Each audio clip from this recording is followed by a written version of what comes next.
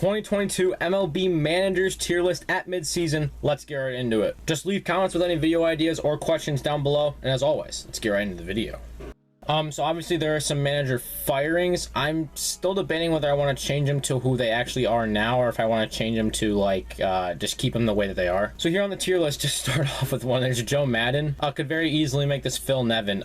Either way, I think that Phil Nevin is worse than Joe Maddon. Phil Nevin is probably in this range, but Joe Maddon was average. So I think I'll keep it the way that it is. I'll give like thoughts on who the managers are now. Dusty Baker, above average, borderline elite, might get moved up to there. It depends. Consistently has kept his team like within the playoff spot with like a good amount of talent, but bringing up young players like Jordan Alvarez, Chas McCormick, who is not great this year, but pitching as well, makes good decisions. Out of a regime where they were called cheaters, he's brought them back quite a ways. Mark Kotze, not a lot like he can really do because he doesn't have a lot of talent. For now, because I'm not sure about his decisions, he doesn't have a lot, we'll put him below average. Keep it fair here. Scott Service, this is a really interesting one because overall I think he is above average, but then again, statistically he has an underperforming team. Look outside the win and loss column, they are underperforming, but that just comes to show you how much he's able to finesse his way through games. He's an above average manager. Chris Woodward,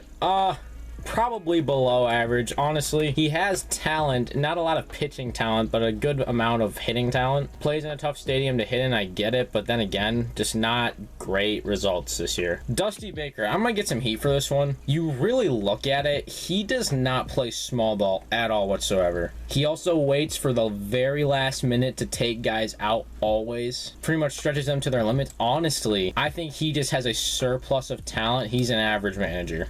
Don't get me wrong, he's great because he won his World Series and everything, but I don't think it's him very much at all whatsoever. Don Mattingly just makes questionable decisions constantly, below average. Buck Showalter has re-emerged himself and has shown that he is an elite manager. He makes a difference within the clubhouse, within the team, within everything. Makes great decisions as well. Joe Girardi used to be good. Give my thoughts as well on Rob Thompson as well. Girardi was below average this year. He just did not make good decisions at all. Same thing with Snicker, did not play small ball at all whatsoever. Whereas Thompson, he's incorporated that kind of stuff. He's methodically planning out his bullpen quite a lot more than Girardi. Rather than giving guys roles, he plays matchups, which is much better to do. Davey Martinez questionably puts guys out into the starting rotation quite a bit.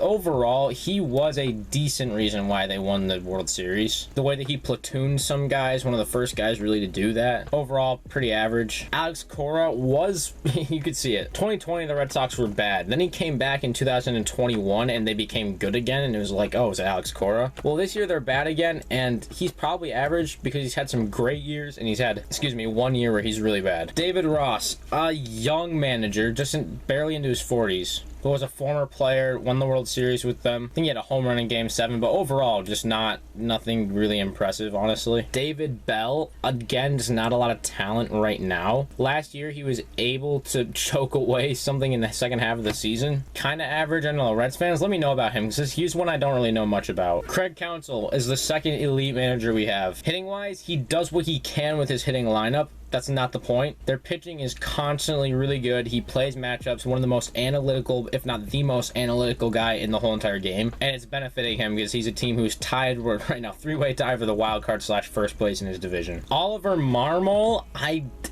don't even know. It's his first year, I believe. Not a lot to go off of. And his team's not good this year, so I guess trash. Excuse me, this is Derek Shelton. This one, I don't know why I said Oliver Marmol. That's who this guy is. Shelton's here. Marmol's below average. A lot of talent on his team. He does not play matchups, and I don't know, some of the decisions lineup wise he makes just aren't great. Torey Lovello, I feel like pitching wise he makes good decisions, even though he has an abysmal bullpen, and there's just not a lot of hitting talent on the team. Probably average. Bud Black, honestly, interestingly enough, he probably is in this above average range. There's a reason why he's been kept there in Colorado, like for real, because he makes good decisions. The problem is the Rockies are just make questionable moves all the time. Puts out a good lineup that performs every single day, especially in Coors. I don't know if he's aided by Coors, but the pitching's abysmal. I think he's solid. Dave Roberts, probably above average.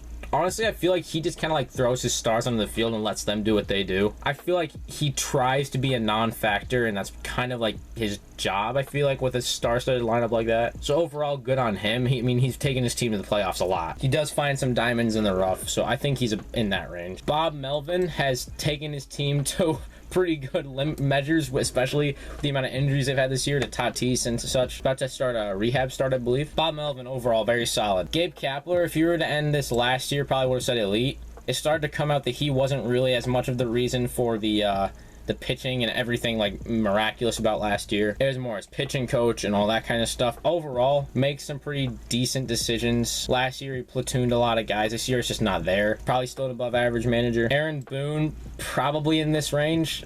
I'll be nice and I'll say average just because his team is very good this year. Again, kind of similar to Roberts. Throws his guys out there and they just do what they do. They mash home runs. Does not manage his bullpen well, though. Kevin Cash, another elite manager. It does not matter who you give this guy to go out there and put on the field. Somehow, some way, he makes them perform. He platoons guys. He's constantly subbing guys out. No payroll on that team at all whatsoever, but they still consistently are good. So this is Charlie Montoyo. I don't think he was that bad. I think he was kind of average, and their new guy seems to be about the same range. Like, there's nothing special that he does.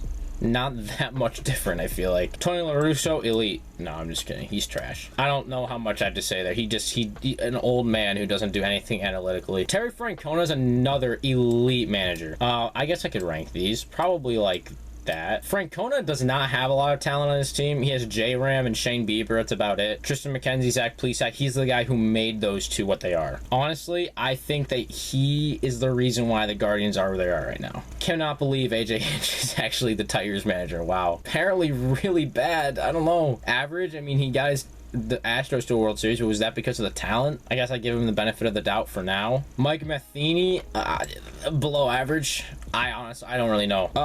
That's really weird. I thought Rocco Baldelli was actually fired. I don't think he's very good. Does not manage his pitching staff well. His stars go out there. I feel like that's kind of how it works. Like, you have the guys who play small ball, who do the things analytically, like these two guys. Showalter's the leader in the clubhouse. Francona, who's just kind of a strategic mastermind. And then you got this guy who just kind of like influences his players to do whatever. I gotta look up his name real quick. Brandon Hyde, you stud. The Orioles are a half a game out of a playoff spot right now, as of August 6th. There's no talent pretty much on this team. A bunch of young talent, but like nothing developed. That should tell you something about Brandon Hyde. Well, people, that is actually the list right there. Let me know what you think with a comment below. Leave a like, please, on this video, as well as subscribe if you haven't already. Truly appreciate it. I'll see you guys in the next one. Peace out and have a blessed one.